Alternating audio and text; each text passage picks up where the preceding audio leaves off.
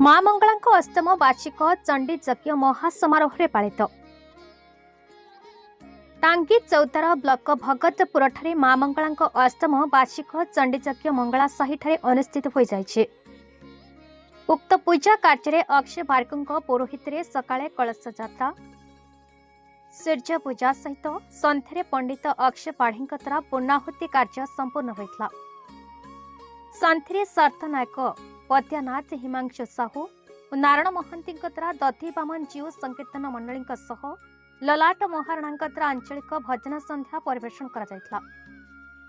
उक्त पूजा कार्य सम्मानित अतिथि भाव टांगी सालेपुर विधायक प्रशांत बेहेरा, डॉक्टर शक्ति Prasad Sahu, tetra Hayden college अध्यक्ष त्रिदेव बेहेरा, आत्मा चेयरमैन राजेश रंजन षडंगी, कन्हीपुर सरपंच भरत बेहेरा, शफत सरपंच तथा युवा समाजसेवी निवास पांडव, समिति सभ्य सुनंदा समल, भगतपुर यात्रा कमिटी सेक्रेटरी सुकांत विश्वाल, गणेश्वर राउत, मंगलासाही मुरबी अच्युति साहू, सदानंद पारिक, विशिष्ट रामलीला निर्देशक स्वर्ण पदक प्राप्त लीला सम्राट रंजित प्रसाद जेना, हाटेश्वरी रामलीला समितिर मुख्य रवींद्रनाथ मल्लिक, संपादक अक्षय नायक, रामलीला निर्देशक तथा लेखक विश्वजित पटेल, प्रकाश साहू, सुरेंद्र काहाळींक सह मंगलासाहीर समस्त भक्तवृंद साहाय्य सहयोग करथिले।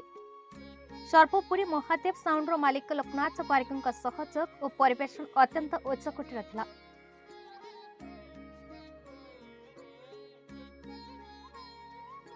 टांगीर Manoj Kumar Pareek report, BE news Odisha.